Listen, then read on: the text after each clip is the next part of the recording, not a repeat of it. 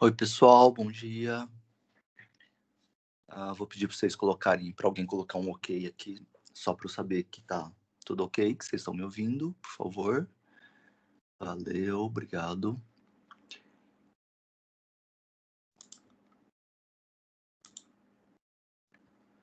Hoje, deixa eu abrir de novo a aplicação. Tava aparecendo para mim, mas sumiu. Aqui. Deixa eu ver, apareceu.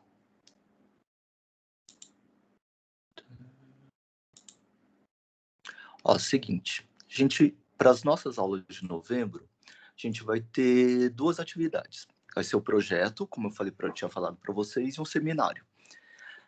O seminário tá. Os dois estão no Canvas, área arquivos, tá? E o seminário está aqui. Então, vai ser um seminário individual dupla para novembro, tá? Para apresentação nas aulas a partir do dia 6 de novembro, tá bom? Então, vocês podem escolher qualquer tema, ou diretamente, ou que tangencie sistemas distribuídos, incluindo agentes, né, sistemas distribuídos orientados a agentes, ou seja, com inteligência artificial, para apresentar. Tá legal?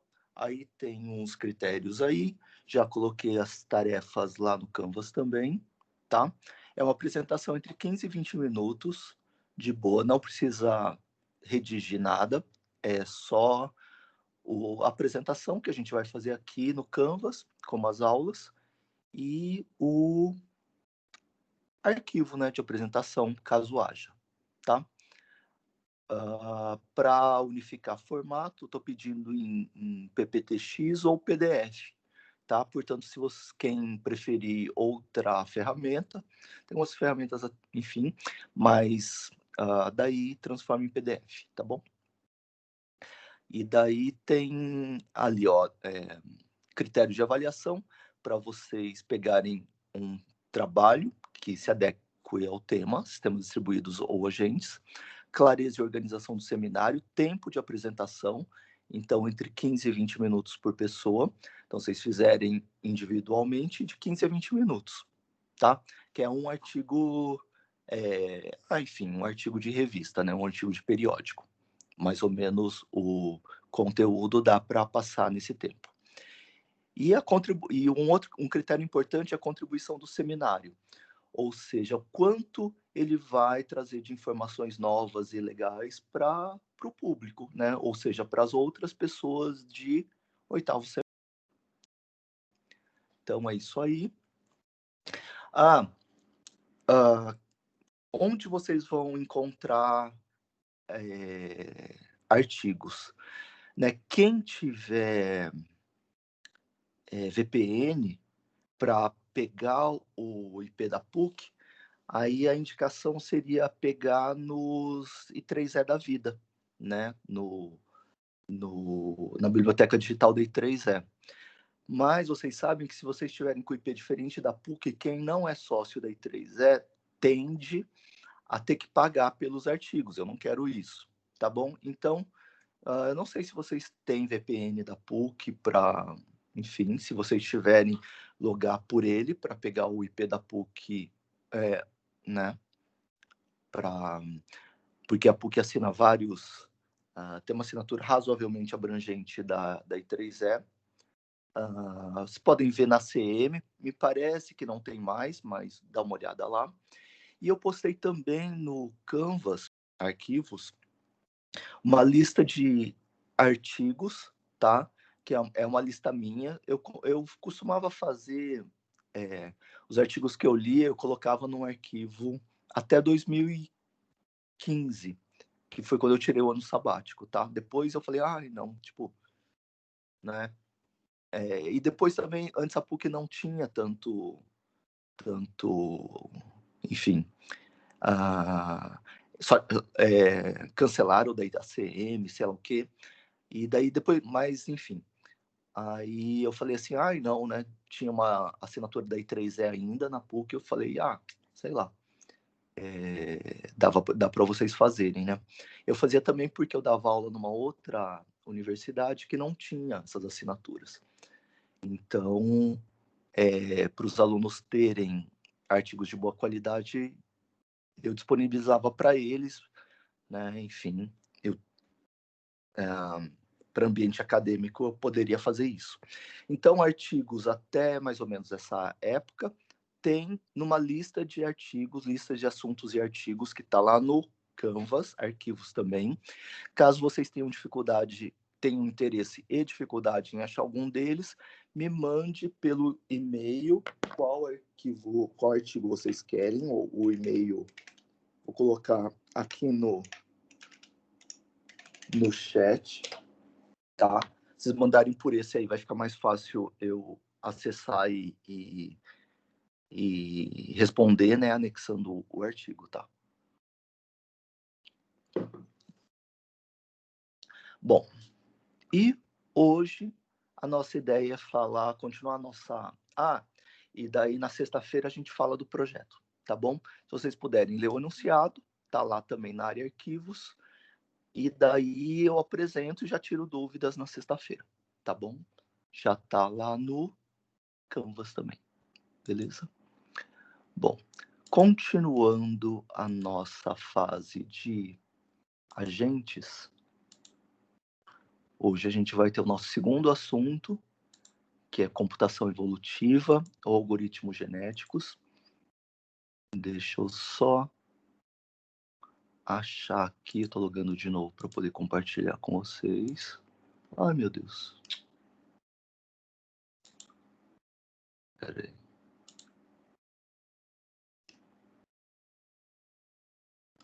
Não. Pera aí. Professor, Oba.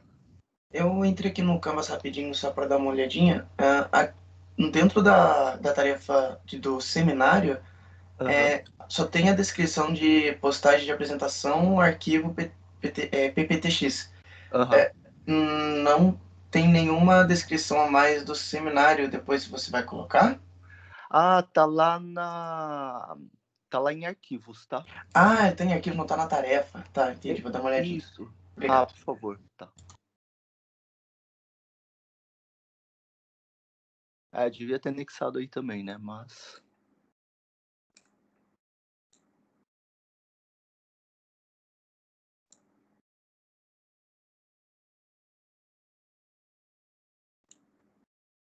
Vê se vocês acham lá. É o arquivo seminário SD 2020? Isso. Tá. Pera aí, eu vou ter que plugar um microfone para poder compartilhar o som do vídeo também. Bom, eu já posso tirar uma duvidazinha rapidinho do seminário? Pode.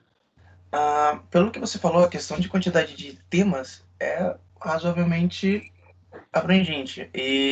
Só que também acredito que se não especificar, pode ser que tenha, ainda mais tendo pessoas tanto em dupla quanto individual fazendo, pode ter várias pessoas fazendo com o mesmo tema. Então, quando a gente escolher um tema, manda para você para verificar se pode, a gente anota em algum lugar para as outras pessoas poderem ver e tentar não repetir tema. Vai ter algo desse gênero? Seria bom, sim. Embora repetir tema não seria um problema. O maior problema seria repetir artigo, mas daí a probabilidade não seria muito grande. Porque, por exemplo, se tiver várias pessoas que querem o mesmo tema, mas que fizerem sobre artigos diferentes, para mim é de boa. Tá? E daí a gente teria visões diferentes daquele tema lá e até ajudaria a gente a se aprofundar e eventualmente continuar no TCC. Então, sobre o tema é de boa. Ok, obrigado.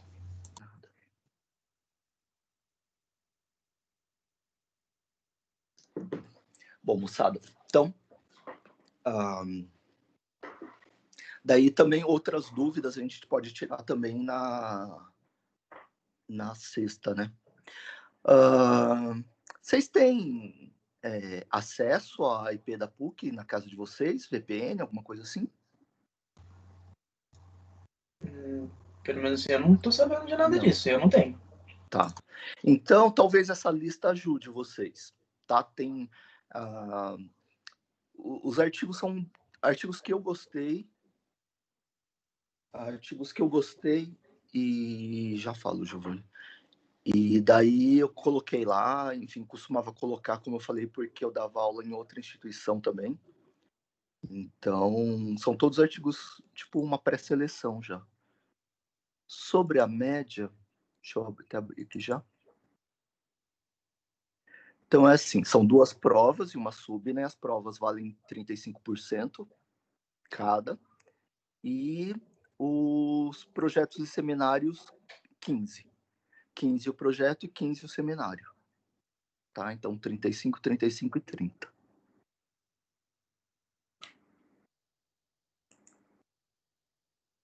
Beleza? Deixa eu voltar. Bom. Então, algoritmos genéticos. Uma coisa que eu acho legal de ver os algoritmos genéticos é que eles têm uma semelhança bem grande, de uma certa forma. Eles, de uma certa forma, abriram caminho para as redes neurais, que é um dos nossos próximos temas, né? Provavelmente o próximo. Embora, acho que as redes neurais vocês já viram bastante, né? Enfim. Mas...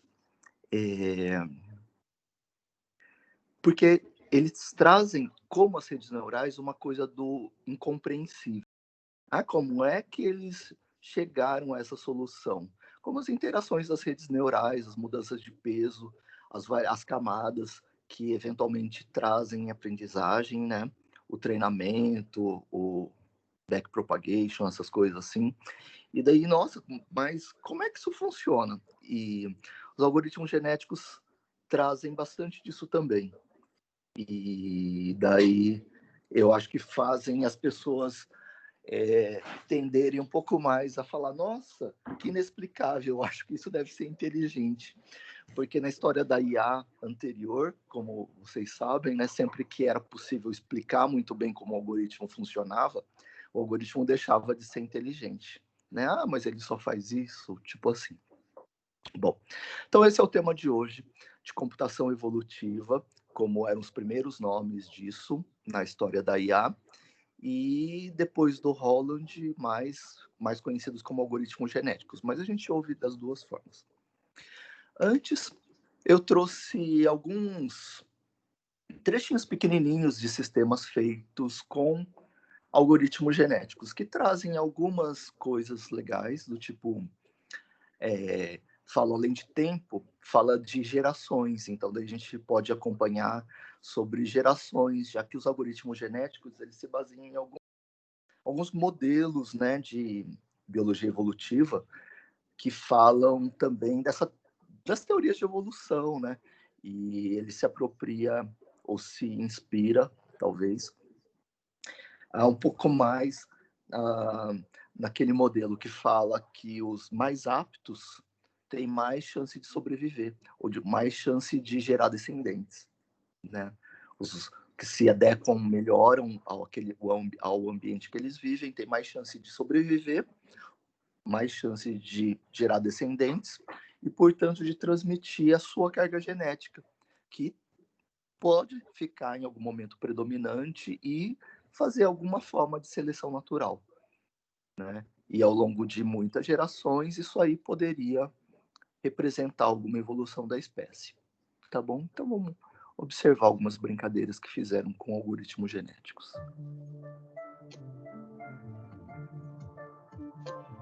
Vamos observando o tempo e as gerações, tá?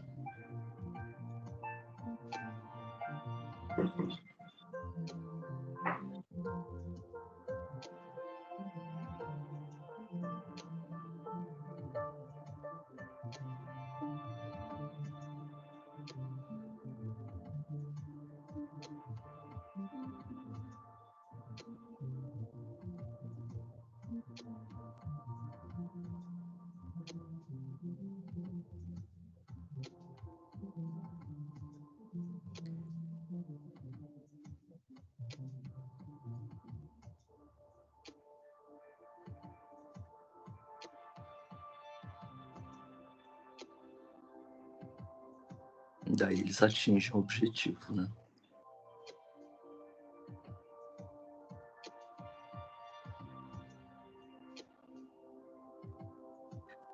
Isso é muito interessante. Quem faz TCC nessa área fica assim, não vai dar certo, não vai dar certo, não vai dar certo. Aí vai testando as primeiras gerações e a pessoa é convicta, não vai dar certo.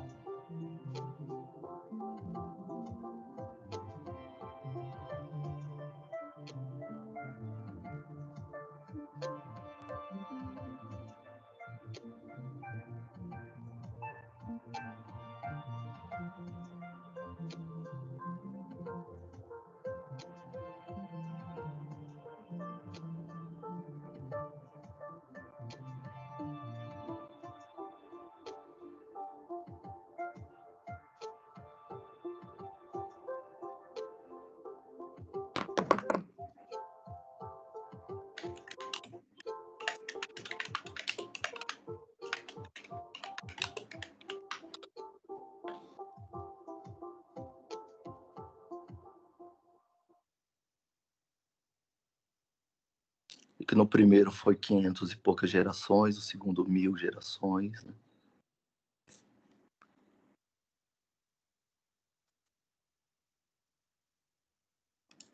Ué.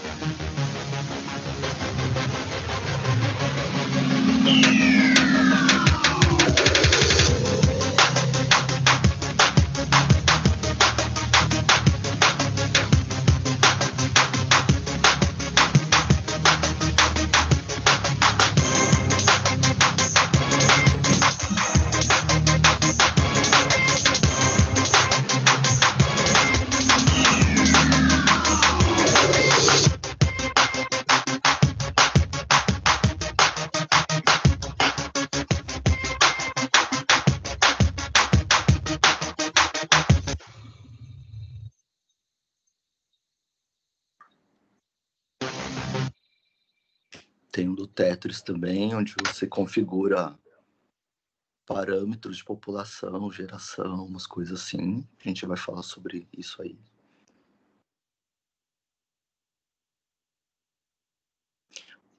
Iago também deu uma sugestão legal, tem bastante coisa legal mesmo sobre IA, que tá na moda, né?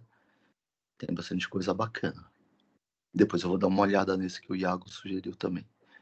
Vou até copiar já aqui o link.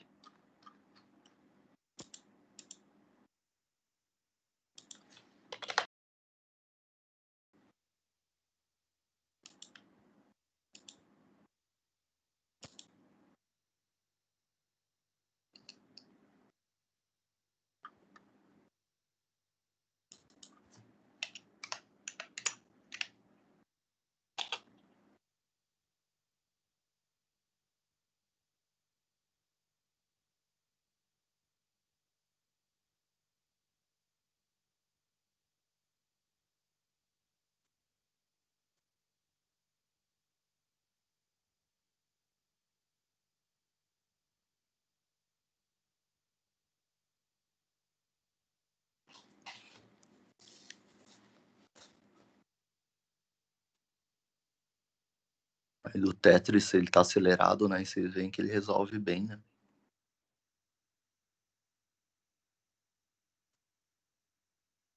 Não deixa estourar a parede de objetos lá.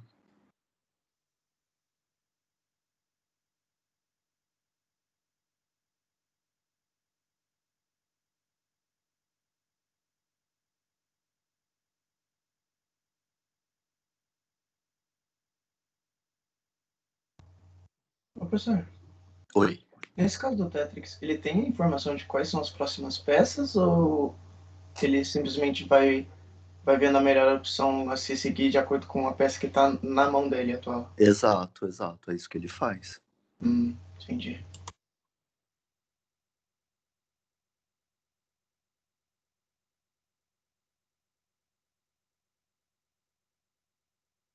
depois posso apresentar um sistema que eu implementei e um que um veterano de vocês implementou. Acho que eu falei na disciplina, nem sei se eu já apresentei na disciplina de metodologia para vocês, mas certamente devo ter falado.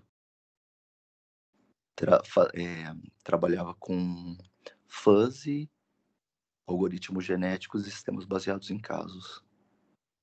O do colega de vocês foi um Fuzzy River Raid, que é baseado num joguinho de Atari, chamado River Raid, era um clássico na época.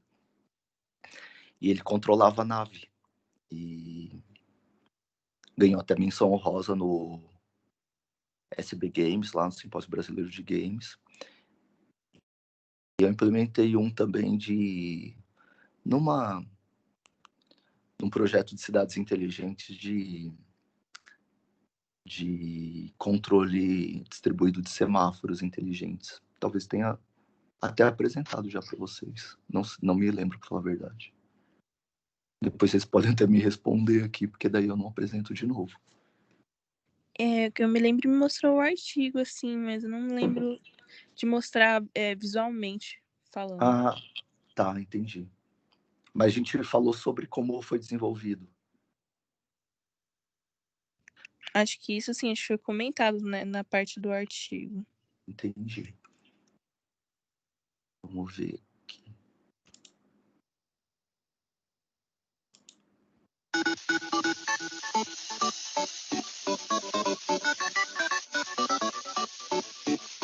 Tem mais dois, só esse mais um último.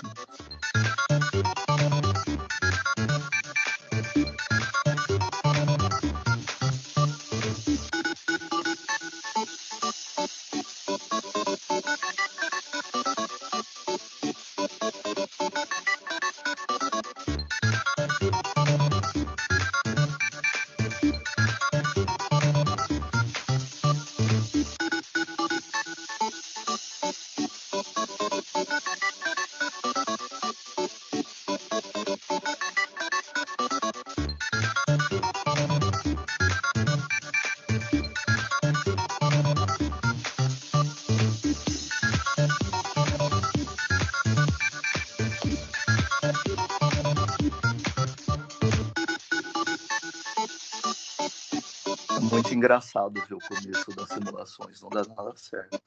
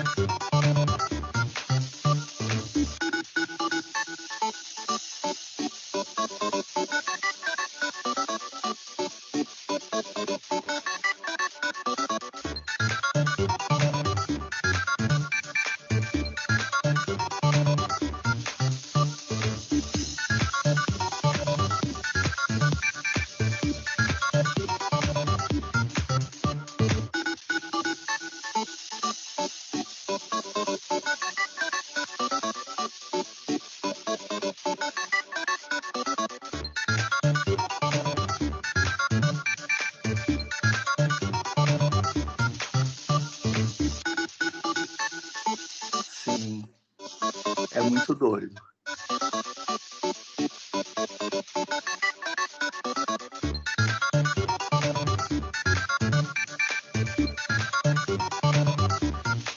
Tem o último que não é só sobre GA, sobre agentes, no sentido geral. É muito louco esse aqui. Dear fellow scholars, this is 2-minute papers with Károly Zsolnai Fehér.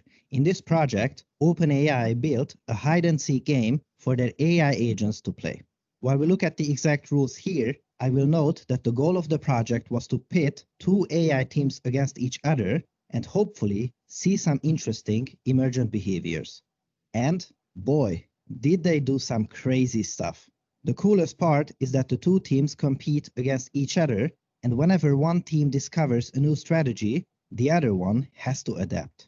Kind of like an arms race situation, and it also resembles generative adversarial networks a little. And the results are magnificent, amusing, weird. You'll see in a moment. These agents learn from previous experiences, and to the surprise of no one, for the first few million rounds, we start out with pandemonium.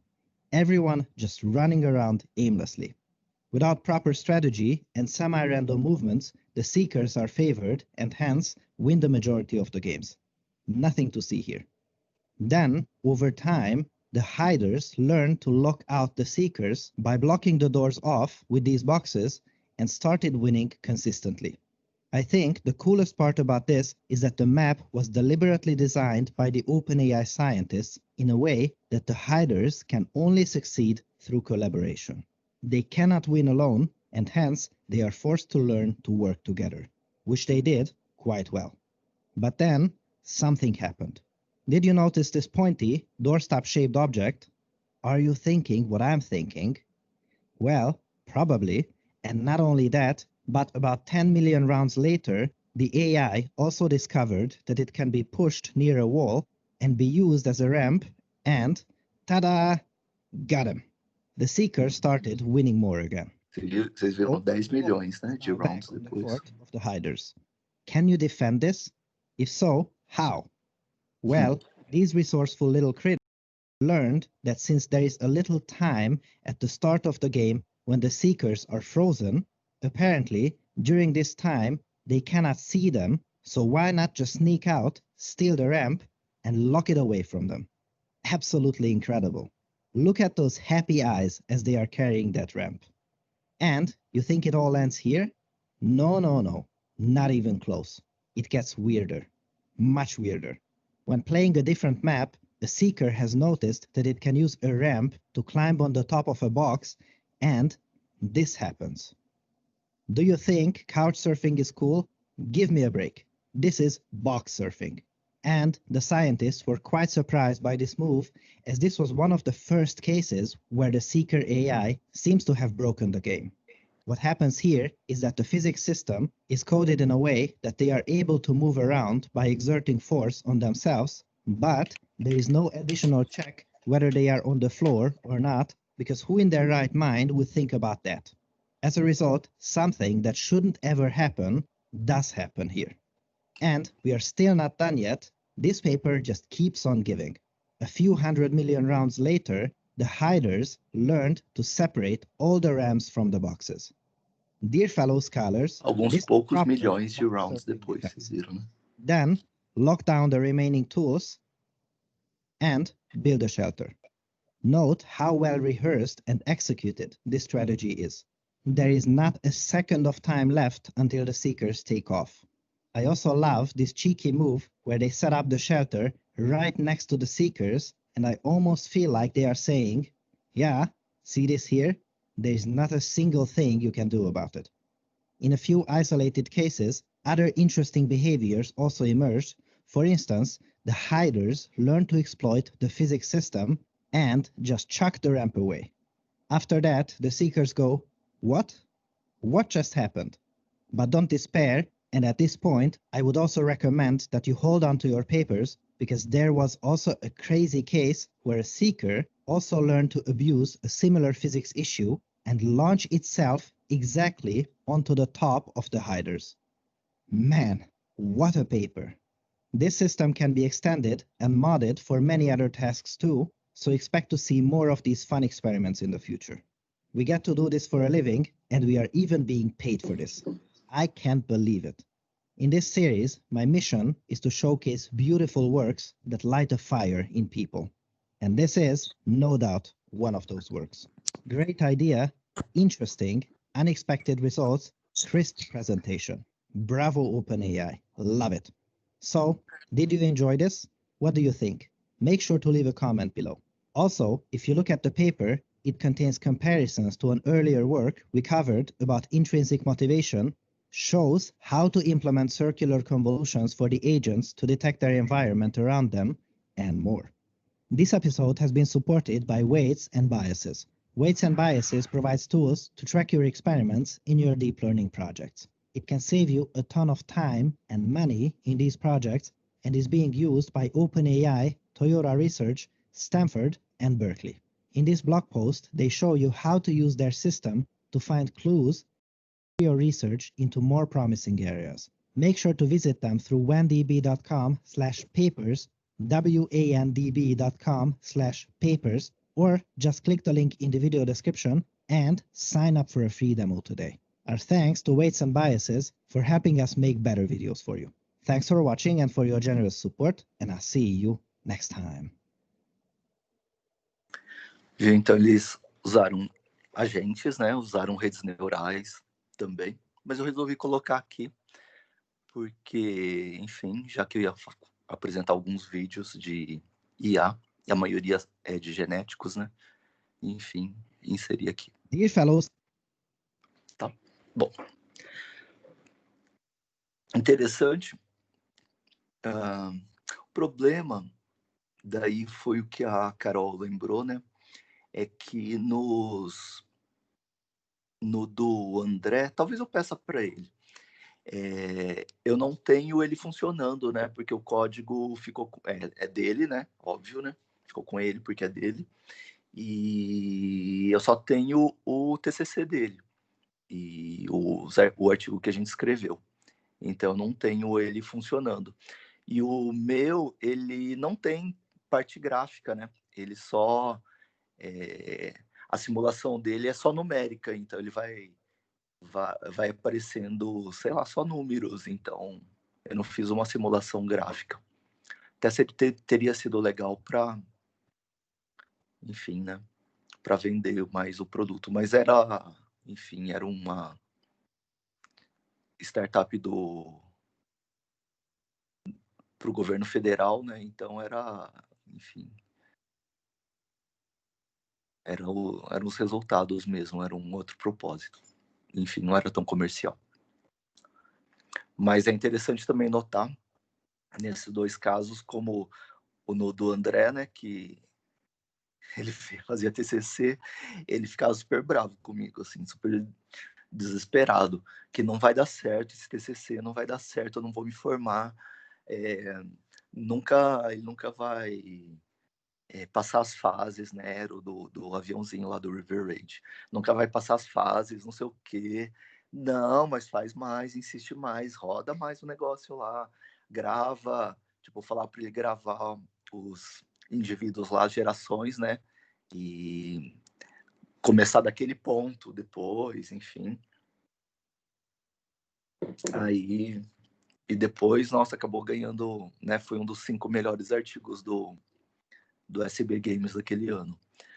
O meu também, que é a mesma coisa, né? Ele se baseou no meu. O meu era num controle de tráfego urbano, é o mesmo algoritmo, só que é distribuído. Então, com semáforo executa o algoritmo e eles fazem cooperação também entre os semáforos. Mas fora a cooperação, é o mesmo algoritmo.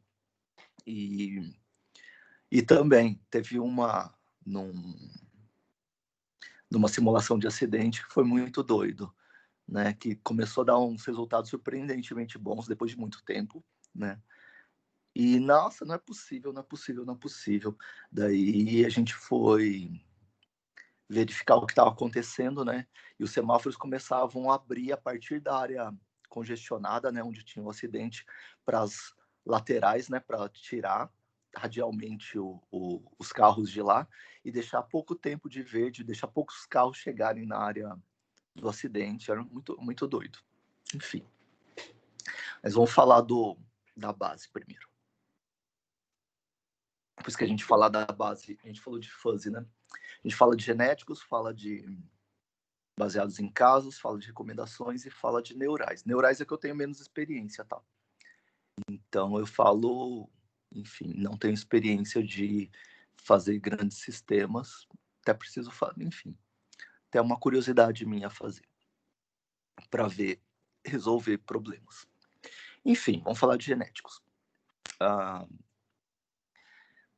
Muitos anos antes já falavam de computação evolutiva, mas os algoritmos genéticos, como a gente conhece hoje, foram uma proposta do Holland, em meados da década de 1970. Daí, como a gente falou, é um conjunto de técnicas inspiradas em modelos da biologia evolutiva, em particular esses modelos das cadeias de DNA, que, embora em computação a gente não costume usar cadeias duplas, usa cadeias simples, Mas, assim, é uma inspiração, óbvio, né? E nessas teorias de evolução que a gente falou, que os indivíduos mais aptos têm mais chances de reprodução. Os algoritmos genéticos são muito usados em problemas de busca em espaços muito grandes, espaços de busca não polinomiais. Então, quando eu tenho muitas combinações de soluções e desejo encontrar uma solução num tempo curto, é uma técnica bem legal. Em particular, eu consigo obter soluções subótimas muito rapidamente. Então, o algoritmo converge muito rapidamente para soluções subótimas. Essas soluções subótimas eu posso usar na maior parte das aplicações, elas são mais que suficientes, ou posso usar como entrada para outras técnicas. Por exemplo, para neurais, muita gente faz híbridos genéticos, né? Neurofuzzy também, mas neurogenéticos nesse caso. Bom, peraí, estou na outra janela. Algumas coisinhas aqui que a gente tem são conceitos de indivíduos, de população, de gerações e de evolução. Por exemplo, o indivíduo para a gente é uma possível solução para um problema. Bom, o parênteses nosso. Eu fiz uma coisa um pouquinho mais lúdica, assim, né? Uma aula que eu fiz para um outro curso, né? Um curso de tecnologia, né? Aquele de games lá do Noturno, aqui da PUC mesmo. E daí, enfim, eles têm uma bagagem um pouquinho diferente de vocês. Então, daí eu contei uma história, né? E depois, então, no Fuzzy também. Primeiro eu contei uma história para depois falar da técnica em si. Eu vou aproveitar o mesmo... enfim, a mesma apresentação, tá? Um pouquinho mais lúdica do que talvez eu fizesse para vocês, mas, tipo, a mesma coisa. Então, cada indivíduo vai ser uma possível solução para o problema. E cada indivíduo ele vai ser representado através de uma sequência de atributos que vão descrever o problema. Por exemplo, se o problema for numa rede de tráfego urbano, eles poderiam descrever como é que está a fila naquele cruzamento, nos outros cruzamentos, como é que estão os tempos de espera. Então, esses atributos vão definir, vão caracterizar o problema. Só que nessa abordagem, ao invés de chamar de atributos, a gente vai chamar de genes. Legal? Então, cada indivíduo vai ser caracterizado por uma sequência de genes. Uma sequência numa hélice só, tá? Como RNA, tá? Enfim. E cada gene vai possuir um domínio próprio de valores.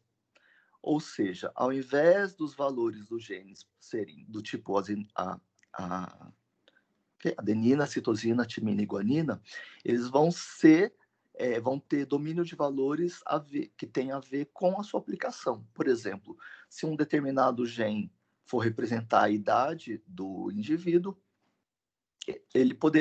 você poderia identificar um domínio, por exemplo, de 0 a 130 anos. Um exemplo só, tá bom? Então, cada atributo vai ter um domínio de valores específico. Um conjunto de indivíduos forma uma população. E esse é um dos parâmetros que a gente vai ter no nosso sistema. Para a maior parte dos algoritmos genéticos, né, pelo menos para a abordagem clássica, o tamanho da população é fixa. Então, você configura um tamanho de população. Tamanho de população típicos para sistemas sistemas cuja base é de algoritmos genéticos, tem, por exemplo, 50, 100 e 200 indivíduos. Beleza? Tem outros tamanhos de populações também, mas esses, eu diria, são os tamanhos mais típicos. Então, e as populações, uma população num determinado instante é chamado de geração. Então, por exemplo, se eu tiver populações de 50 pessoas, aquelas 50 pessoas formam uma geração. E os descendentes desses indivíduos vão formar a outra geração, e também vão ter o mesmo tamanho, 50 indivíduos, e que vão se combinar, né, se reproduzir, e gerar uma outra população, ou seja, uma outra geração de indivíduos de mesmo tamanho, Ups. E a ideia é que a gente observe ao longo das gerações uma evolução dos indivíduos como espécie. Como eles representam soluções para o problema, a gente observaria uma evolução das soluções para o problema. Beleza? Mais ou menos como a gente viu nos vídeos.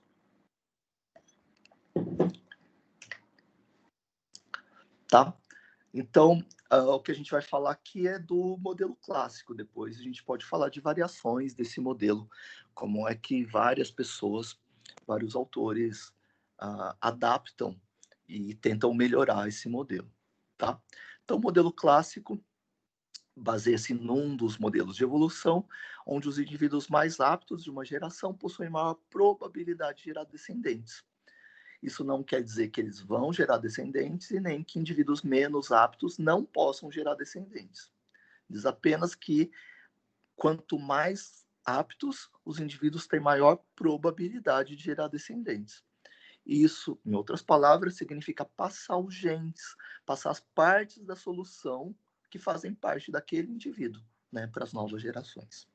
Tá bom? Uma coisa bem importante nisso é uma função, uma medida chamada de fitness, que é um dos segredos, uma das coisas críticas, nevrálgicas do modelo, que é encontrar uma função de fitness que vai associar um valor para cada indivíduo, que vai representar o quão apto aquele indivíduo é, ou seja, a qualidade daquela solução. Tá? Depois a gente vai poder escolher os indivíduos baseados nesse fitness, no quão adequados eles são, e para cada combinação, a gente vai escolher 2 indivíduos de cada vez. E esses 2 indivíduos vão ser combinados. Uma coisa importante é que essa escolha deve ser proporcional ao fitness de cada indivíduo, ou seja, a probabilidade de escolher é proporcional ao fitness. Na combinação, um outro modelo conhecido nosso é o mecanismo de crossover, às vezes chamado de crossing over também, onde eu tenho 2 indivíduos, esses indivíduos aqui, o amarelo e o azul, eu vou chamar assim, tá? Aqui em cima. Vou combinar esses indivíduos e, segundo esse mecanismo de crossover, eu vou determinar um ponto aleatório de troca, que nessa figura aqui é esse ponto aqui, e ele vai determinar que os indivíduos a serem formados, o primeiro vai ser um indivíduo com os genes até esse ponto de crossing over do primeiro indivíduo, e os genes a partir do ponto de crossing over do segundo indivíduo. E vão formar um indivíduo. Tá ok? Os demais, ou seja, os genes até o ponto de crossing over do segundo indivíduo, mais os pontos de crossing over, os genes a partir do ponto de crossing over do primeiro indivíduo, vão formar um segundo indivíduo. Beleza? Eu acho que a ilustração fala melhor do que a explicação, né? E talvez a gente já tenha visto isso em algum momento no ensino médio, talvez, e daí, né? Enfim, fique tranquilo da gente ver. E um outro mecanismo que tem também é o mecanismo de mutação. A mutação muda aleatoriamente o valor de genes, tá? E daí, qual que é a ideia de mutação do ponto de vista computacional? É que, às vezes, alguma combinação, algum valor de algum gene que pode levar a um máximo global, a melhor solução para o problema, pode não existir. E daí a gente nunca chegaria nesse indivíduo que iria representar um máximo global. E daí o mecanismo de mutação pode recuperar esse valor, né? Ou combinação de genes. Tá? É importante notar que, para o caso de algoritmos genéticos, normalmente se usam taxas de mutação razoavelmente altas. Tá? A maioria dos autores descreve taxas de mutação de 2% a 5%. Tá? Nos meus algoritmos, normalmente eu uso 4%. Tá? Enfim. Daí essa é a base, e daí eu vou aumentando ou diminuindo a partir de 4%. Então, meu primeiro chute é quase sempre 4%, tá? Que é uma taxa razoavelmente alta. Como a gente pode imaginar, a mutação pode gerar indivíduos muito pouco aptos também, né? E se ela gerar indivíduos muito pouco aptos, esses indivíduos vão ter poucas chances de levar essas combinações não muito boas para frente. Mas, eventualmente, pode gerar indivíduos muitíssimo bons. E daí, se a função de fitness for boa o suficiente, ela vai ser capaz de detectar isso e aumentar as chances de levar essas combinações para gerações futuras. Tá bom?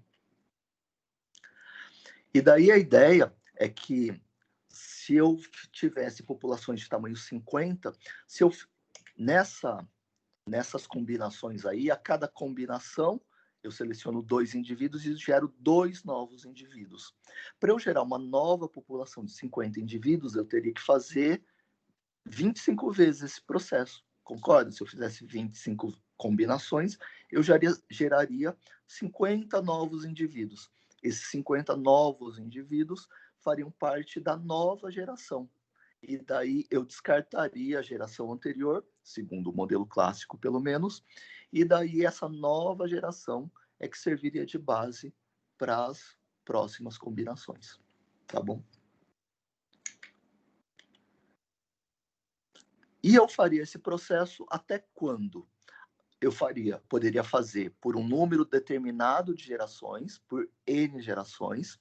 Vocês viram, não foi esse critério de final do algoritmo, mas vocês puderam perceber que algumas vezes foi 500 gerações, 1000 gerações, etc. Né?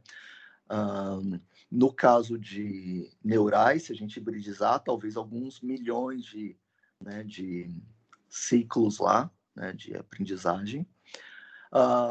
Falando só de algoritmos genéticos puro, então eu poderia fazer por N gerações, configurar isso aí N vezes, poderia fazer até atingir um ΔT, em particular em sistemas tempo real, né? Então, eu faria isso aí por um ΔT, um pouquinho antes de eu ter que apresentar a solução, e pegaria o melhor indivíduo até aquele instante.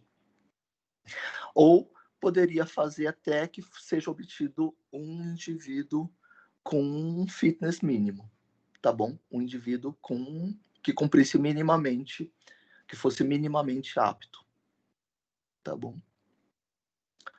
Legal. Então, esse é o nosso princípio. Vamos dar, assim como a gente fez com o fuzzy, um exemplo. Nosso primeiro exemplo é um exemplo simples de modelagem e para a gente visualizar a implementação, para depois a gente poder ver um sistema um pouquinho mais complexo, tá bom?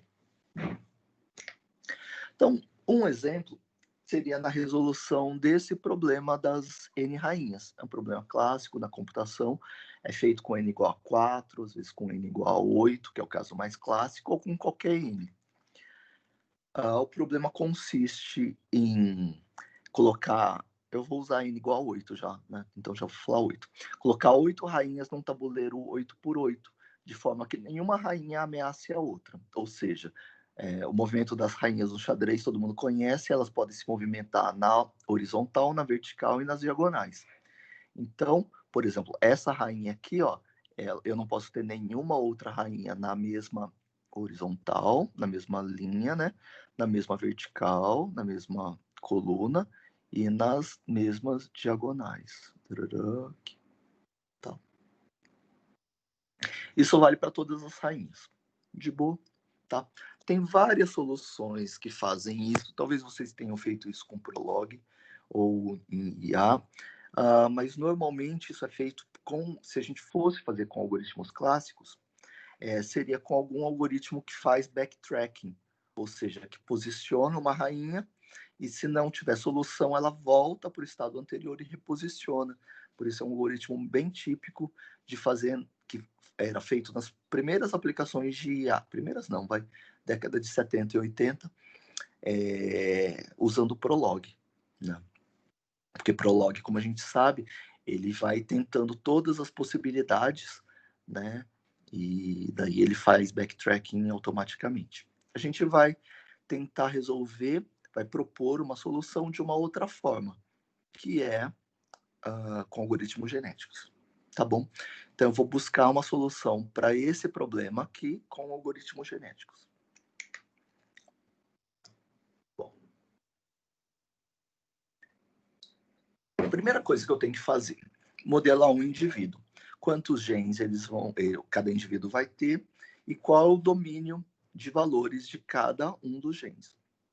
Então, bom, eu poderia colocar, sei lá, 8 rainhas e colocar nos genes lá a linha e coluna delas, de cada uma delas, né, das 8 rainhas. Podia tentar um monte de possibilidades.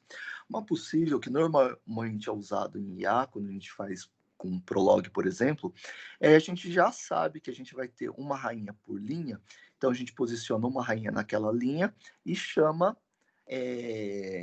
a recursão, né, chama para posicionar outra rainha para a linha de baixo, e assim por diante, tá? Até chegar na última linha, na oitava linha. Então, a ideia da representação desse indivíduo é baseado nesse modelo clássico de solução, que já imagina que eu vou ter uma rainha por linha, e daí eu vou colocar as colunas que essa rainha vai estar, né? Na primeira linha, por exemplo, esse indivíduo aqui, ó, que é uma possível solução para o problema, pode não resolver, e daí o fitness vai dizer, ele resolve bem ou resolve mal. Esse indivíduo aqui, por enquanto só pensando na modelagem, seria assim, ó, na primeira linha, eu coloquei de cima para baixo, tá? Na primeira linha, a rainha está na oitava coluna, então no primeiro gene, 8. Na segunda linha, a rainha está na sexta coluna, então o segundo gene é 6. Na terceira linha, a rainha está na quarta coluna, então é 4. Na quarta linha, está na segunda coluna, e assim por diante. Beleza? Então, essa seria a representação do indivíduo. Seria com 8 genes, 8 linhas, e o domínio de valores de cada gene, como em cada linha as rainhas podem estar em cada uma das 8 colunas, ia ser de 1 a 8, ou de 0 a 7, como vocês preferirem. Eu coloquei de 1 a 8, tá bom? Então, primeira linha, primeira coluna, etc. Tá bom? Então, esse indivíduo aqui seria representado por esse indivíduo aqui. Esse indivíduo aqui representa esse tabuleiro. Essa é a primeira coisa que a gente tem que fazer. Representar um indivíduo e ver, né, analisar o nosso problema e ver como a gente representaria cada possível solução para o problema. Beleza. Segunda coisa que a gente tem que fazer é a função de fitness. Como é que eu vou dizer se esse indivíduo é bom ou não? Por exemplo, se eu tivesse um indivíduo que fosse esse indivíduo ia ser bom? Não ia ser bom. Não seria uma solução muito boa. Ele representaria um tabuleiro onde todas as rainhas estariam na coluna 1. Não seria uma solução muito boa. Então, na minha função de fitness, eu vou dar pontos, né? Eu vou dar valores. E quanto mais uma rainha não ameaçar a outra, eu vou dar mais valor a essa solução. Então, é isso que minha função fitness vai representar. Então, cada combinação de rainhas que não se ameacem mutuamente acrescenta um ponto ao fitness. Tá bom?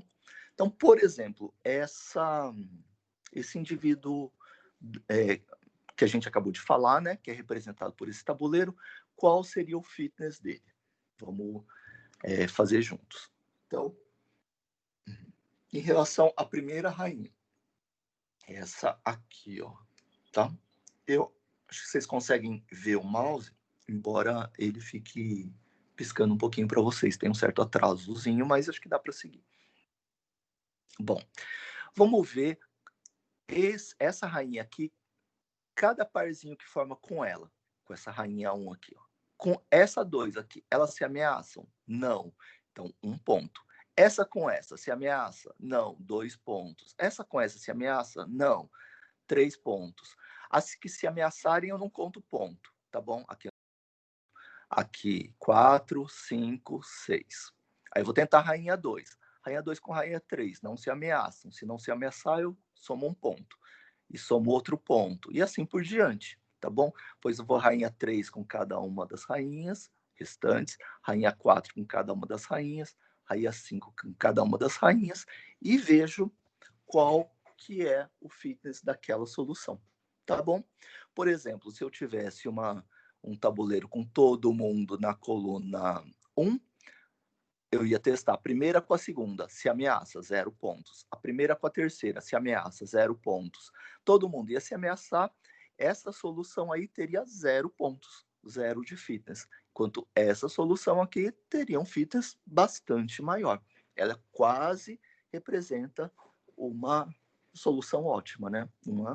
Sei lá, um fitness máximo. Beleza? Então, essa seria a minha função fitness.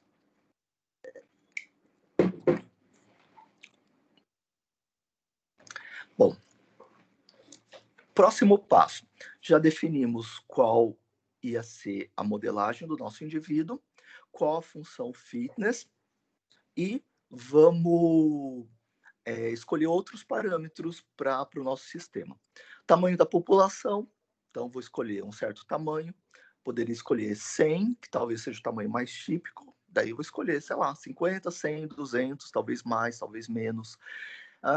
Como é que critérios a gente pode escolher para isso? Se eu tiver muitos atributos com domínios de valores muito grandes dos atributos, ou seja, se eu tiver uma combinação muito, muito grande de possibilidades, por exemplo, nesses indivíduos aqui, ó, desse nosso sistema. Para o primeiro gen, eu tenho 8 possibilidades. No segundo gen, eu tenho 8 possibilidades. No terceiro gen, eu tenho 8 possibilidades. No oitavo gen, eu tenho 8 possibilidades. Quantas possibilidades eu tenho ao todo? Bom, se eu fosse pensar só nos 2 primeiros gens, eu podia ter 1, 1, 1, 2, 1, 3, 1, 4, 1, 5, 6, 1, 7, 1, 8. 2, 1, 2, 2, 2, 3, etc. Eu teria 8 vezes 8. Concordam? 8 ao quadrado possibilidades. Com um gen eu teria 8, com 2 gens eu teria 8 ao quadrado. Se eu tivesse um indivíduo com 3 gens, e cada gen pudesse ser de 1 a 8, eu teria 8 ao cubo. Então, como eu tenho 8 gens, eu tenho 8 a 8avo. Beleza? Tá? Esse é o nosso espaço de busca. Qual que é o tamanho do nosso espaço de busca, então? 8 a 8ava. Não é muito grande, tá? Como 8 é 2 ao cubo, dá 2 ao cubo a oitava, 8 vezes 24, 2 a 24, tá? 16 mega possibilidades. Nosso espaço de busca não é tão grande, tá bom? Então, eu poderia usar um número razoavelmente pequeno de indivíduos na população, beleza? Se o meu espaço de busca fosse muito, muito grande, eu tenderia a usar um tamanho da população maior, tá bom? Talvez 100, 200, etc. Tá bom? Normalmente, sem pensar em aumentar demais também. Então, normalmente, a maior parte dos sistemas trabalham com populações 50, 100 e 200. Para esse problema em particular, como o espaço de busca não é tão grande, é só 8 a 8, né, 2 a 24, eu proporia usar a população de 50, tá? 50 indivíduos por geração. De boa? A gente também escolheria uma taxa de mutação. Daí, poderia escolher, como a gente falou, os valores típicos são de 2 a 5%, tem gente que usa até 8%, tá? Eu nunca usei nenhum sistema que, com 8, ele acabava demorando mais para convergir. Mas, enfim, tá? Isso aí podia ser até tema de TCC, ver, testar para vários problemas, para vários tamanhos de espaço de busca, qual poderia ser a melhor combinação de tamanho da população e taxa de mutação, tá? Enfim, mas isso aqui ainda estamos num estágio anterior. De boa? E eu vou executar até onde? Eu vou executar por 20 gerações, por 20 mil gerações, por ΔT. Nesse caso específico, só me interessam soluções onde nenhuma rainha ameace a outra. Então, por exemplo, essa solução aqui, ó, onde quase nenhuma rainha ameaça a outra, mas essa ameaça essa, embora seja uma boa solução para o problema, ela vai ter um fitness bastante alto, ela não me interessa, tá? Só me interessam as soluções onde nenhuma rainha ameaça a outra. Então, eu vou fazer lá, né? Qual seria o fitness máximo, né? Tipo, quando nenhuma rainha ameaça a outra, e daí eu vou ver qual seria o fitness dessa solução. Eu teria que ter fitness 28.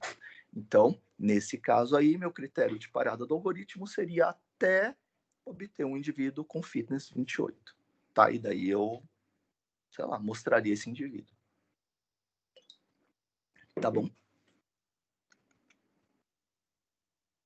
Estão seguindo aqui? Bota no chat para ver se tá de boa.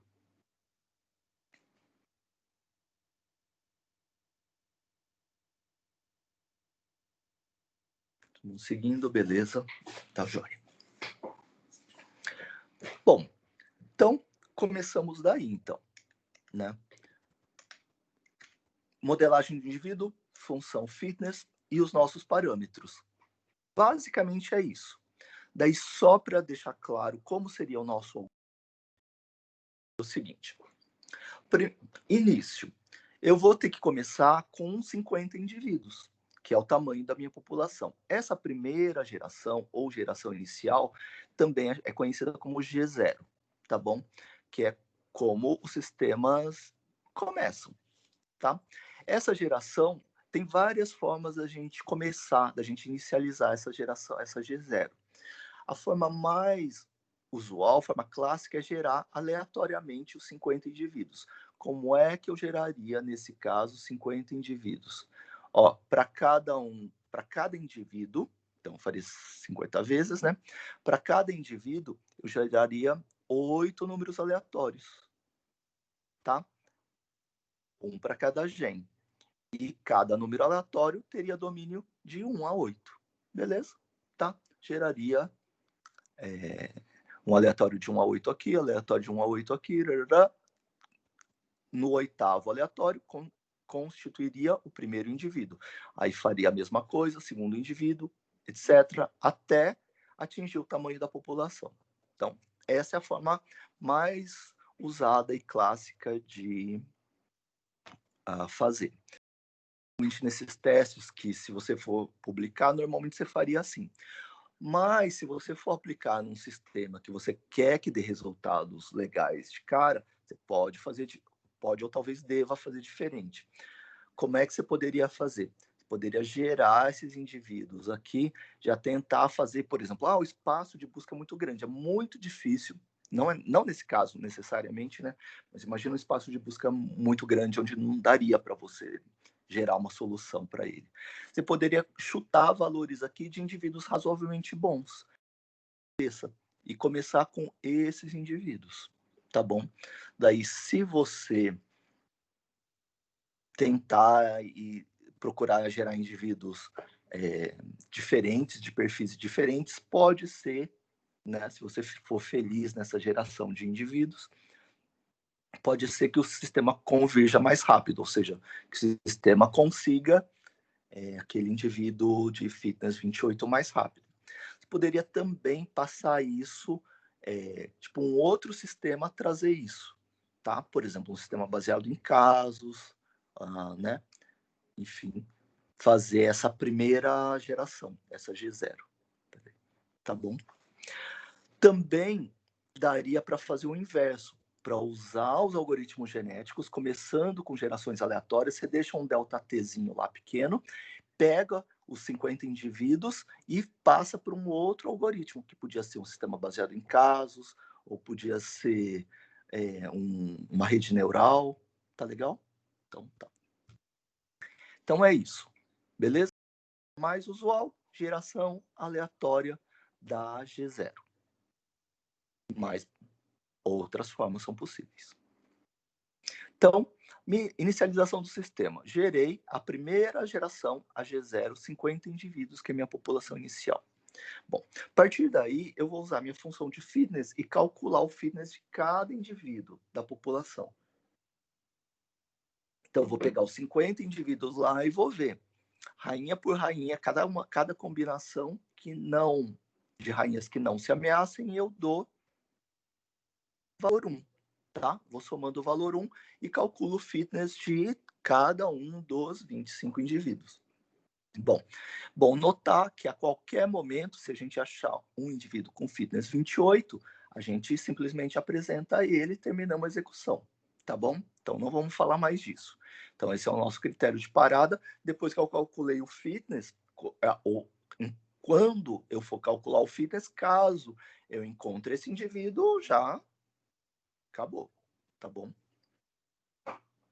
Isso se a gente quiser uma solução para o problema. Se eu quiser mais soluções, eu posso, enfim, continuar. Bom, tá. Então, vamos continuar aqui, vamos no else, né? Não achamos esse indivíduo ainda. Então, o que a gente vai fazer? Calculamos o fitness dos 50 indivíduos e agora a gente vai fazer as combinações. A gente vai combinar 25 pares de indivíduos, como cada parzinho vai gerar um par também de indivíduos, né? 2 indivíduos. Então, esses 25 pares vão dar origem a novos 50 indivíduos, beleza? Que vão formar a nova geração, que eu vou chamar de G1. Então, as gerações vão se sucedendo assim. G0, G1, G2, etc. Tá? Como é que eu vou fazer isso mesmo? Bom, vou fazer baseado no fitness. Quanto maior o fitness, maior a probabilidade de eu escolher cada indivíduo. Vou dar um exemplo numérico aqui. Não coloquei 50 indivíduos aqui por razões óbvias. Coloquei 4 indivíduos. Então, imagina que a nossa população tivesse 4 indivíduos.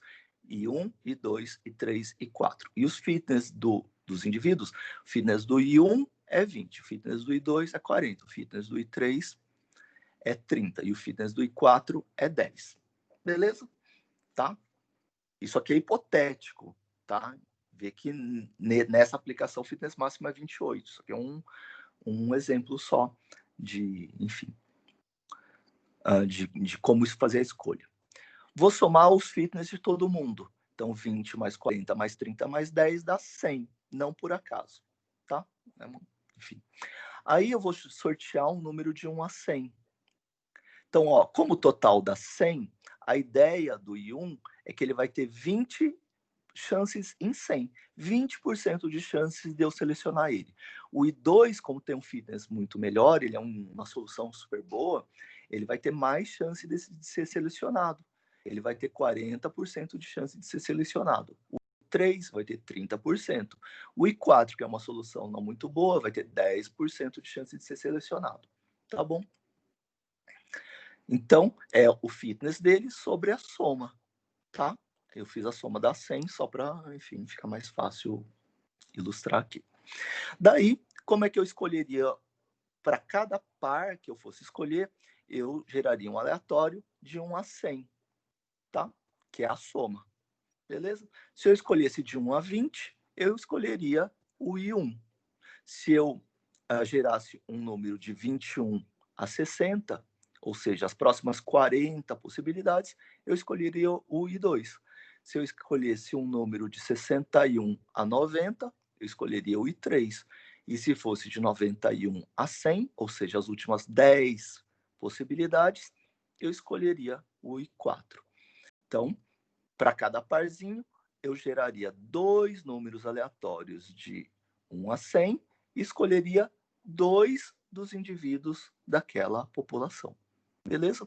Então, escolheria para cada parzinho que eu escolhesse, eu ia escolher usando isso aqui, então eu teria 50 indivíduos com vários fitness de 0 a 28, que eu poderia, enfim, ou colocar de 1 a 29, ou dar 0% de chance mesmo do indivíduo 0 lá, né?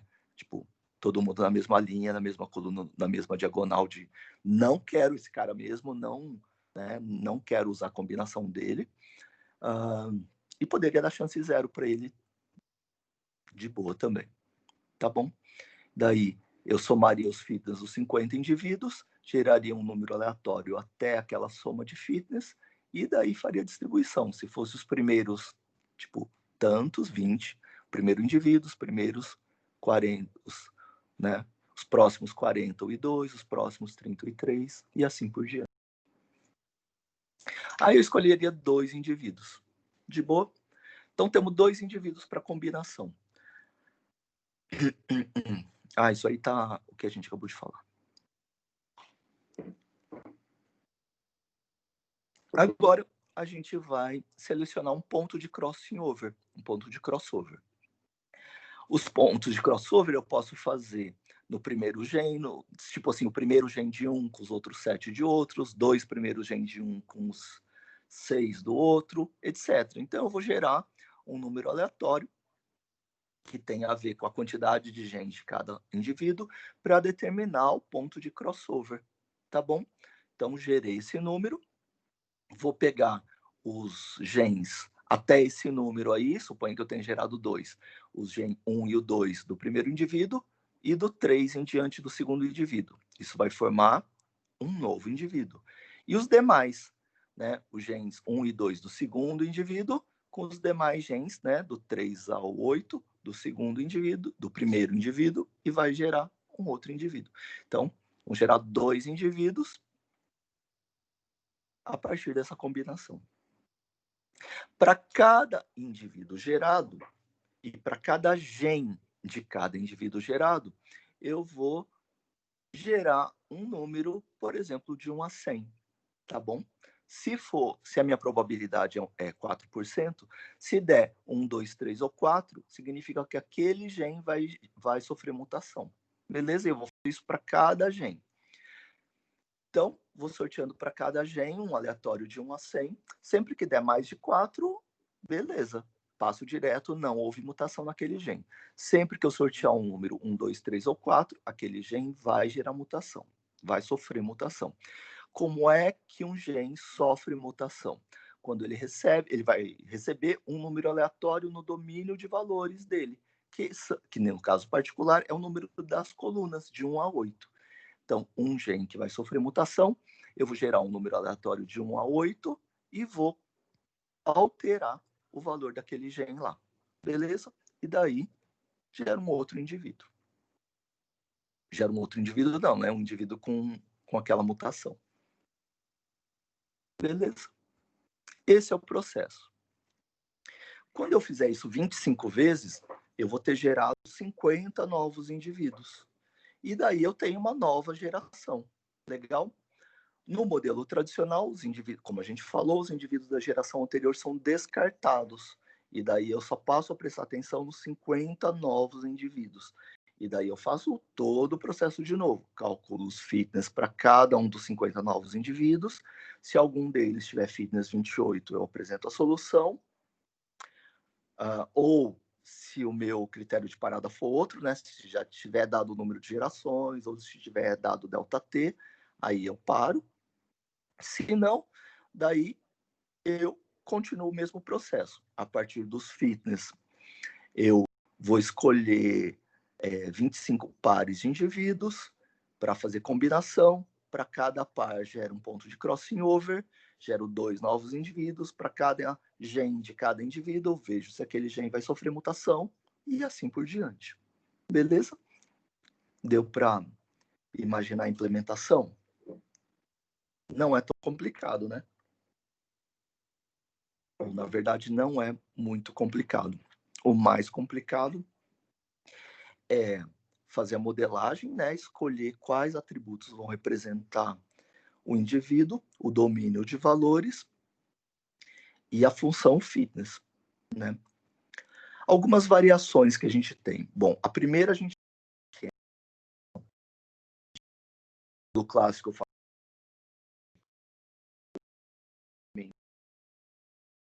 indivíduos da população e já falamos que a gente poderia fazer de forma diferente. Por exemplo, gerar através de um sistema fuzzy ou de um especialista, né? Normalmente eu geraria através de um sistema especialista ou de um sistema baseado em regras, né? Fuzzy é uma boa fazer. De boa. O que mais que a gente pode fazer? Imagina que você, em algum ponto do processo, você conseguiu um indivíduo um indivíduo subótimo já. Por exemplo, você já conseguiu logo no começo um indivíduo com fitness 26. Nossa, será que, dependendo da sua aplicação, né, esse indivíduo não pode ser bem importante, porque ele pode estar bem próximo da melhor solução do máximo global? Se, dependendo da sua aplicação, né, do seu sistema, você achar isso, né, que eu poderia melhorar esse indivíduo, né, fazendo pequenas alterações nele, substituindo pequenas cadeias do tipo, subcadeias do tipo, se eu selecionar ele para reprodução, né, o ponto de crossing over, sei lá, trocar os últimos 2 genes dele, talvez eu conseguisse um ótimo global, por exemplo, né, uma solução melhor ainda, eu poderia não descartar esse indivíduo. Então, alguns sistemas podem fazer um teste de indivíduos. Então, os melhores indivíduos, por exemplo, os melhores indivíduos encontrados até aquele instante, os K indivíduos, por exemplo, 2, 4, por exemplo, ficam cache. Então, daí as nossas gerações poderiam ter, por exemplo, 54 indivíduos. 50 que fazem parte da população, como no algoritmo tradicional, e mais 4 que são do nosso cache. Tipo, os 4 indivíduos, os 4 melhores indivíduos que a gente achou até então. Tá? Então, poderia fazer isso aí. A ideia é, por exemplo, achei um Einstein lá, sabe assim? Então, esse Einstein, eu posso usar os genes dele, enquanto eu não achar um cara melhor que ele faz parte da minha população. Então, tipo, eu preservo esse indivíduo também, tá bom? Então, pode fazer isso também. Pode fazer assim, tipo, né? Tem sistemas que fazem essa adaptação. Uma outra forma que é possível fazer é fazer no crossover. No crossover, ao invés de eu determinar um ponto aleatório de crossover, né, eu podia fazer combinações por sub-áreas, subsequências. Por exemplo, se eu tivesse os 3 primeiros genes que me falassem de uma determinada característica, né, e depois 4 genes que me falassem de outra característica, genes que falassem de outra característica, eu podia aproveitar essa característica inteira, tipo 3 genes do indivíduo, 4 genes de outro indivíduo, 2 genes de outro indivíduo, beleza? Então eu poderia forçar pontos de crossover e também aumentar o número de pontos de crossover, tá bom? Então dá para fazer zilhões de coisas. Então, como a gente vai fazer no computador, né? Dá para fazer o que a gente quiser. Um outro ponto legal é que, deixa eu ver aqui, tem alguma mensagem no chat privado, deixa eu entrar lá.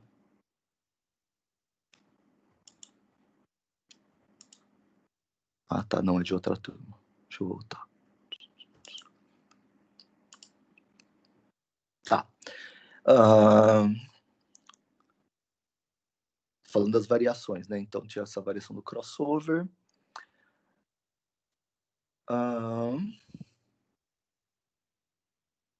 Sei lá, e daí você pode propor variações que você queira, tá bom? Lembra do... Deixa eu pegar aqui. É um slide de uma aula de fuzzy, mas deixa eu pegar aqui. Deixa eu ver se tinha.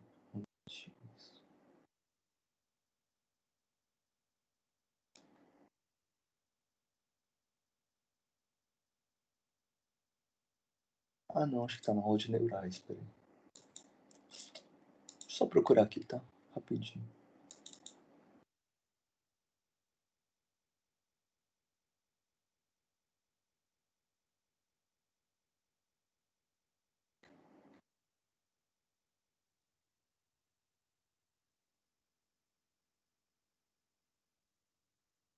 Aqui, achei.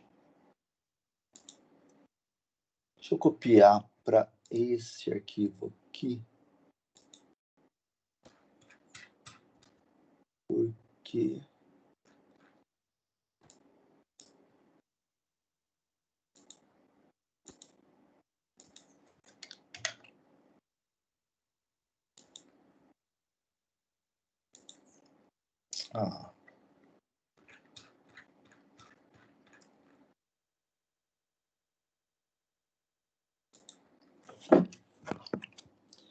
Tipo, uma das coisas que a gente pode fazer é, por exemplo, de começar a pensar em hibridizações, né? Por exemplo, se a gente estivesse num sistema de regras, ou num sistema baseado em casos, sistema baseado em casos, só para a gente adiantar, é um sistema onde a gente pega coisas, a gente tem a memória de coisas que a gente já fez e armazena essas soluções. Em agentes é muito usado. Pensa no último vídeo que a gente assistiu, que a gente poderia hibridizar legal com sistemas baseados em casos. É colocar ações que a gente já fez, que já deram certo, e tentar reaproveitar, né?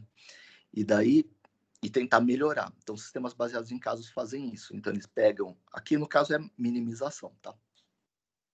Para maximização seria a mesma coisa. Então, por exemplo, se eu usar uma abordagem que vai melhorando, uma abordagem gradiente, do tipo sistemas baseados em casos, eu podia ir melhorando o caso, melhorando, né? Até encontrar uma solução ótima, uma solução subótima. Embora, muitas vezes, quando a gente usa esse tipo de método, a gente chega no máximo local, ou no mínimo local, como no caso do nosso gráfico aqui, né? E daí a gente hibridizando com algoritmos genéticos é legal, porque eventualmente eu poderia fazer combinações com outras coisas completamente diferentes, ou mutações, eu poderia isso poderia levar a um indivíduo bem diferente, tipo aqui, ó, né? Um indivíduo aqui, por exemplo.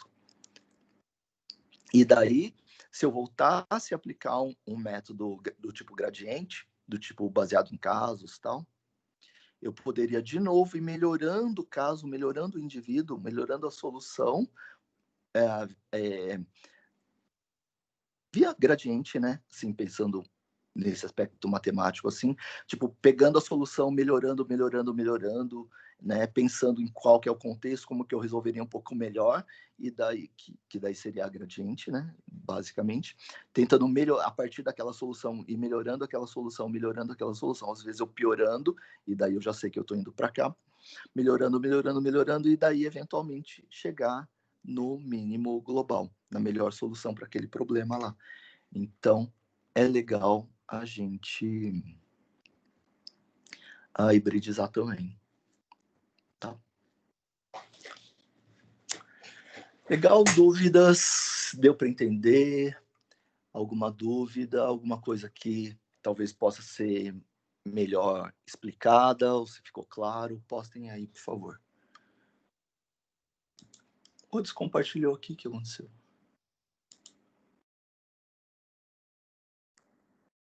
Deixa eu voltar aqui. Vocês viram esse gráfico aí que tinha mínimo local, máximo local? Ele já estava descompartilhando.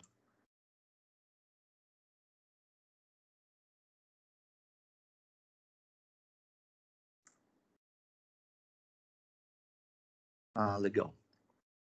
Beleza. Então, ó, esse é o funcionamento e os princípios de modelagem de implementação dos algoritmos genéticos.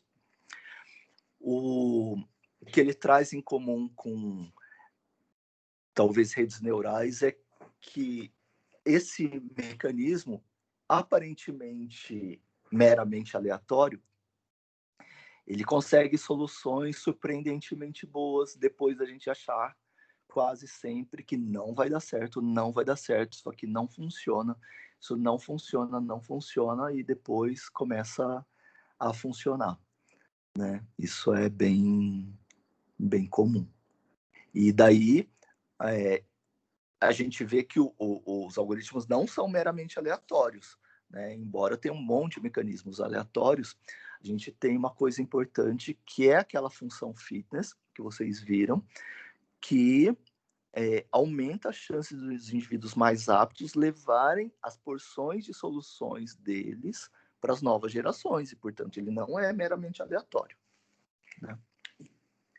Então, dúvidas de vocês? Vou fazer a chamada aqui, confirmar aqui. Então, Alexandre, Augusto, Bruno, Caio, Caroline, Cauê, Eric, Fábio,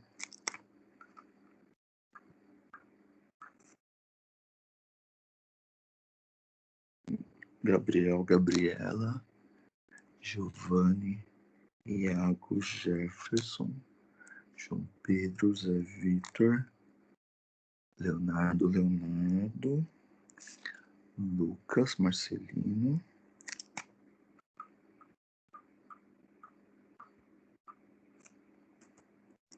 Marcos, Maria Antônia, Matheus, Nicolas, Paulo, Pedro, Stephanie. Aí embaixo, Adriano e Tomás. Com todo mundo logado, todo mundo presente. Deixa eu ver aqui no chat se alguém postou alguma coisa. Legal? Deu para entender? Dúvidas?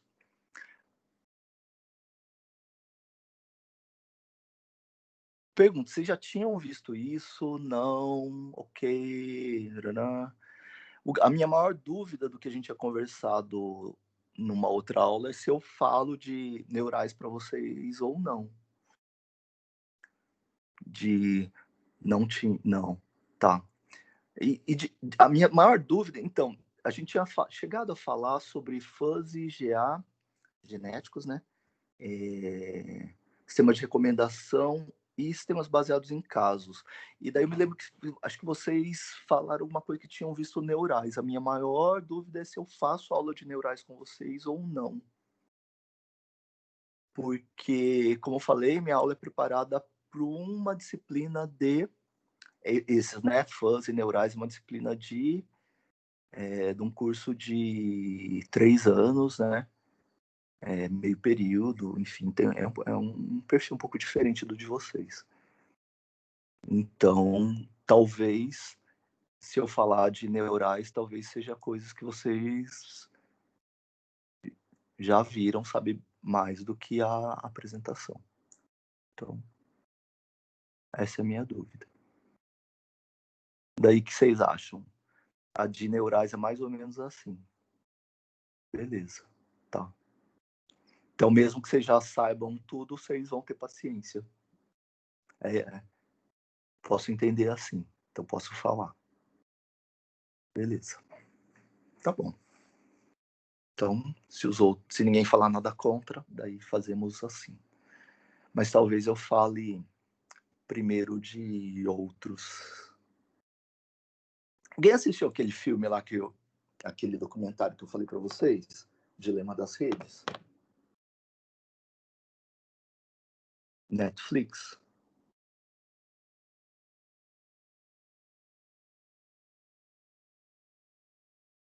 Ninguém? Vejam lá, vou postar de novo.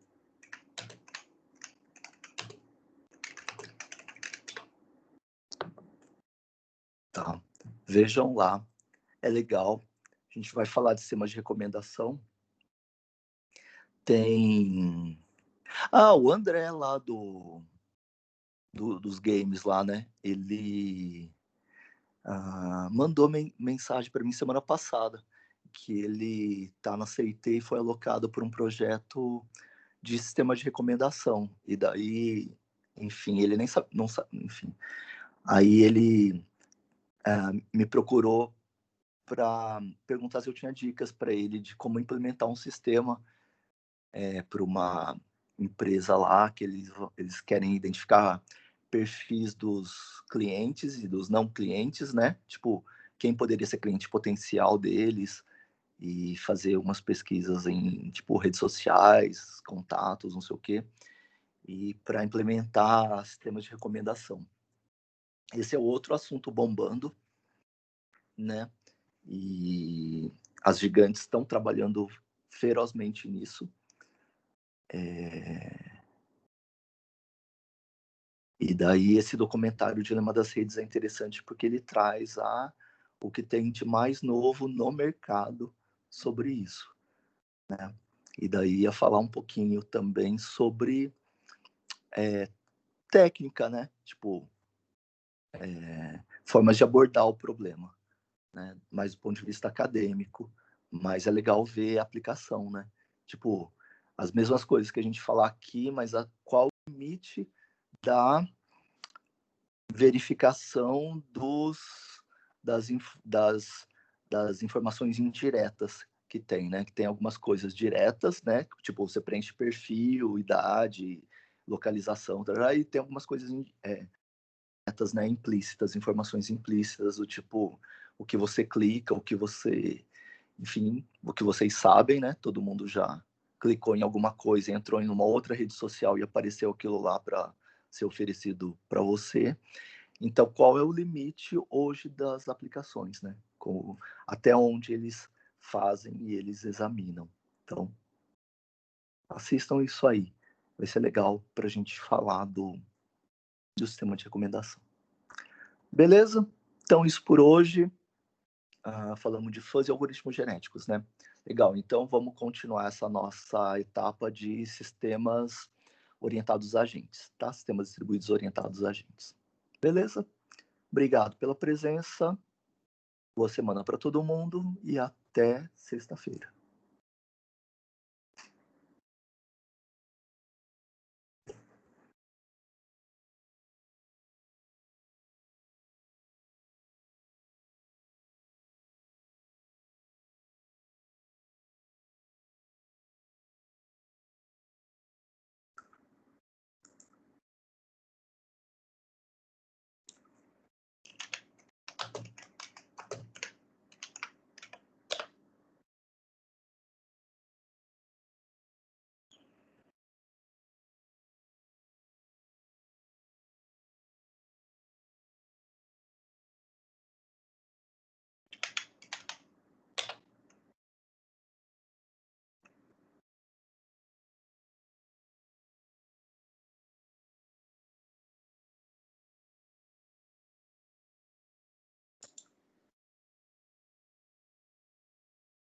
Oi, Stephanie.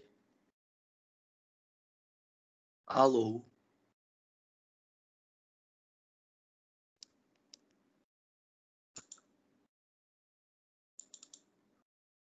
Alô.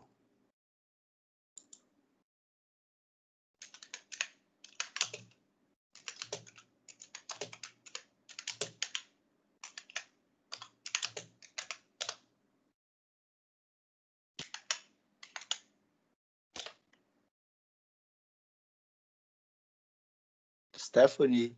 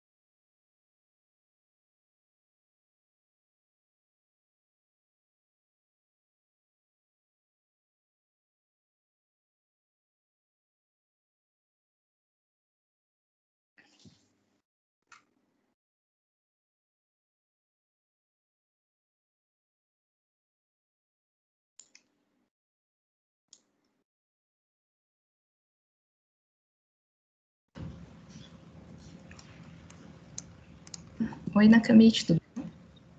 Oi, Stephanie. Então, você ouviu o que eu tinha falado antes?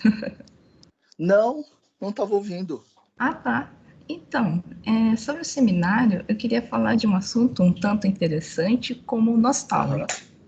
E queria ver se aborda esse assunto de sistema distribuído. Tá, o que seria? Então, professor, eu queria falar sobre o console precursor a interações de conexão de rede, que seria a Dreamcast, o da Sega.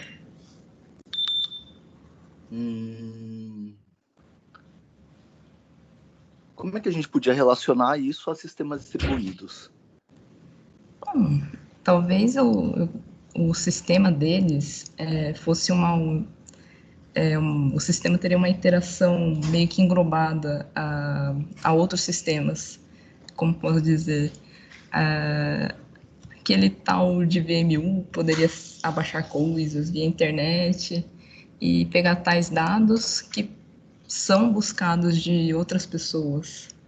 Tá legal, pode ser sim. Daí você, tipo, dá uma ênfase maior nesses aspectos aí. Pode ser sim, então, Stephanie, tá bom? E outro detalhe, professor, peraí, só um minutinho. Como que eu faço para baixar esse PDF aqui do IE?